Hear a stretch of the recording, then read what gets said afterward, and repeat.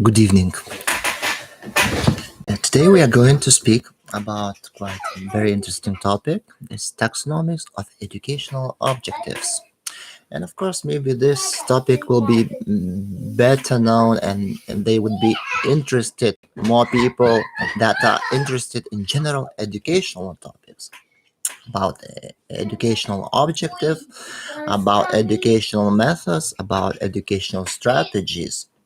So this is very academical in the topic. But for me, it was interesting to acknowledge during my studies this topic about the taxonomy of educational objectives because it gives a very clear structure how to educate people, how to create instructional designs, and how to compose or extend one or other educational method or educational strategy. So taxonomies of educational objectives is something important. So let's start from the definitions. What is taxonomy?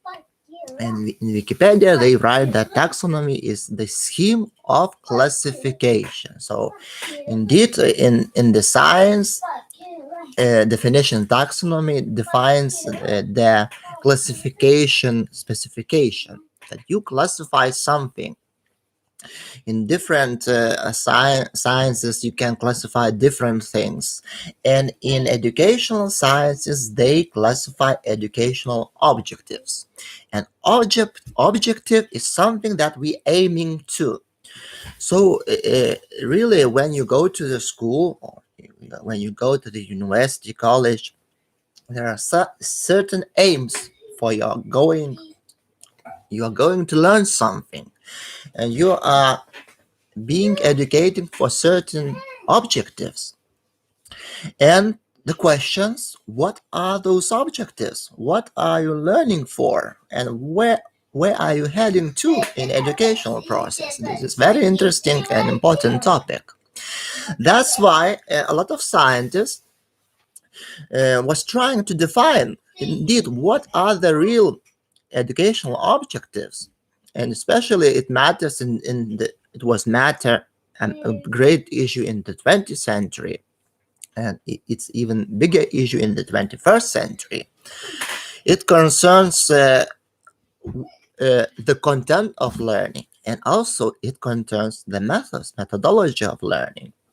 So what are those objectives? And of course, a famous American educologist and psychologist Benjamin Bloom, very well known for his taxonomy of educational objectives, tried to define a cognitive, affective, and psychomotoric domain in education. And of course, maybe affective and psychomotor domain are less known, but cognitive domain is really well explicated and was used widely in the educational process. So what is the taxonomy of educational objective in Bloom system? And he defined a cognitive domain consisting from the different parts of cognitive processes. And what was interesting for me that those processes were defined and visualized in the form of pyramid. What is really interesting when you're trying to form something and to frame some cognitive processes into the certain geometrical figure, it becomes quite complicated because you must define the relation between different cognitive processes. And indeed, Bloom taxonomy is not exception. So as a baseman, he was trying to define that remembering is the basic cognitive process that goes at the bottom of the pyramid. So remembering, then at the higher level goes the understanding. At the third level of pyramid goes applying, and then goes analyzing, evaluation, and creation. So what is interesting here, he was trying to define the procedure or the a certain sequence of cognitive processes. He was trying to explain that first, people, in order to think, they must remember what they have learned. Then, after remembering, they must understand. And after understanding, only then they can apply. And then he defines even higher cognitive skills in terms of analyzing, evaluation, and creation. And of course, this scientist was very popular because he defined the certain cognitive essential cognitive functions that are the most important in education, and even nobody even argues that those processes are very important. But the main matter and the main question, how those cognitive components interact with each other. Because indeed, when you are trying to define the scheme of the cognitive functions, it becomes even complicated because they interact between itself quite complicatedly. Basically speaking, that any social system, when it concerns to educational scientists, it's very difficult even to define how one or other cognitive system interacts within the system itself. That's why putting everything into a pyramid, it becomes quite complicated. But of course, it was at least it was a clear structure. How what is really important in our education? In education, it's very important, of course, remembering, understanding, application, analyzing, evaluating, and creating. And analyzing, evaluation, and creation was at the top of the pyramid as the most important cognitive function, as the main higher cognitive level of human thinking. So that was interesting. Beside the cognitive domain, Bloom also tried to defend and try to define affective and psychomotorical domains. And just a little comment, that affective domain was described in terms of receiving, responding, valuing, organization, and characterization of value set. And in terms of psychomotoric domain, he tried to express it also in the pyramid. And at the bottom of the pyramid reflects of movements, basic fundamental of movement, perceptual issues, psychical activities, skilled movement, and non-discursive communication. So that was really interesting to see that he defined indeed all learning objectives in terms of cognitive, affective, and psychomotoric domains. And of course, cognitive domain was the most popular among the scientists, and they analyzed them maybe more comparing to affective and psychomotor domain, because cognitive domain is used at any level of education. And indeed, if you could ask me how for instance, affective domain is educated within formal education, for instance, within secondary school, it would be quite difficult to say, because how to educate affective domain within frontal learning style classroom. So this would be not so easy. Of course, we can say that they are learning literature, they are doing some artworks or something. They maybe at the lower levels of education in the kindergartens, they do some more game-based learning. They are gaming, they are playing games. So maybe affective domain educated even more in the lower classes. But also we can say that within formal education, especially secondary school, mostly it concerns and it's focused on the cognitive domain of the taxonomy of educational objectives, where they're learning to remember, to apply knowledge, then understand, analyze, synthesize, and evaluate. So we see that those cognitive functions are the most important, but they are not necessarily they are not necessary goes in sequence as indicated in the pyramid. They actually interact much more complex way. And that was understood by another scientist. That was a new trend in education. That was Marzano, also American scientist, very famous, who tried to defend a little bit another system of taxonomy of educational objectives. And he defined also uh, educational objectives in terms of domains. And he defined the knowledge domain, cognitive system domain, metacognitive domain, and self-system domain.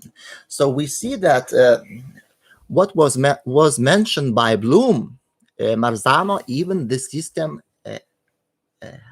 has tried to extend, and he added on the top of Bloom systems, he added very important educational domains like metacognitive system and self system, what was missing in the Bloom system. And indeed, those two additional components, those two additional educational domains really enriched taxonomies of educational objectives.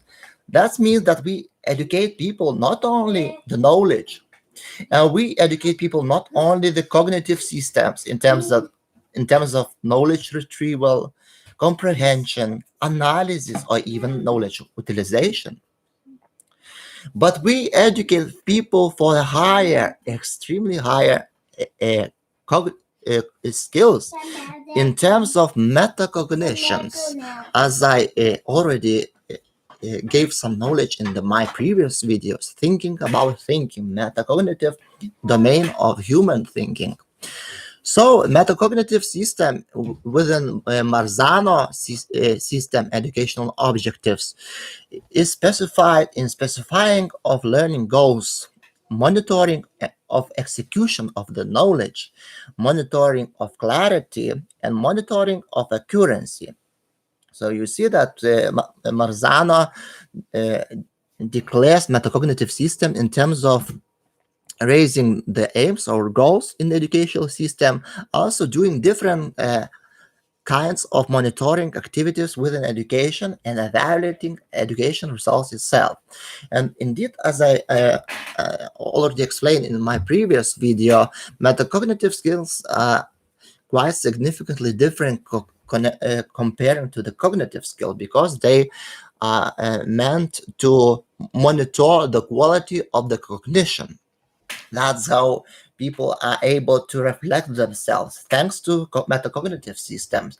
And once you are able to reflect yourself, to look at yourself from the side, then you are able to notice more your mistakes and be able to correct them, identify your mistakes and be ready and able to correct them. So this is very important. Metacognitive system, this is very interesting and important part of nowadays educational learning style and strategies.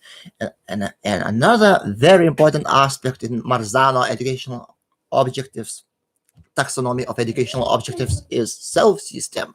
It's even more important. How we can speak about education if we miss the most important actor in education, student itself? So self-system is something very important.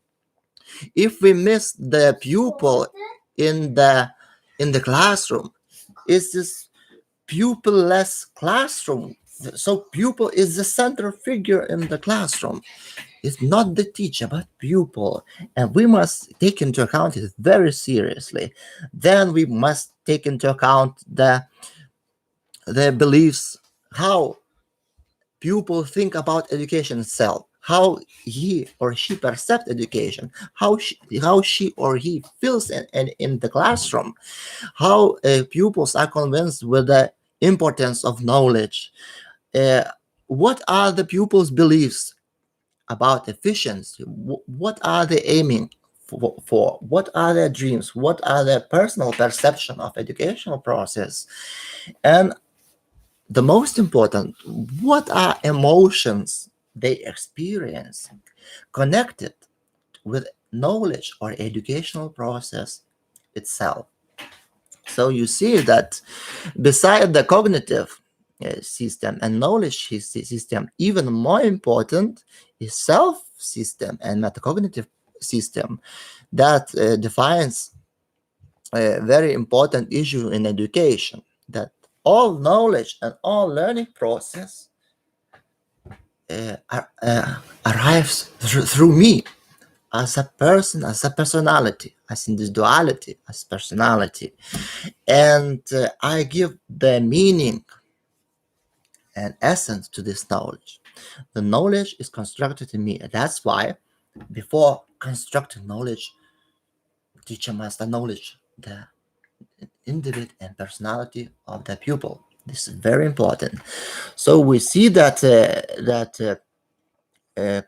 comparing to the blue taxonomy of educational objective, the newer trends in educational objectives comes from Marzano taxonomy of educational objectives, where he, in addition to the Bloom system, he puts also as a very important educational domains and educational components is metacognitive system and self system in education.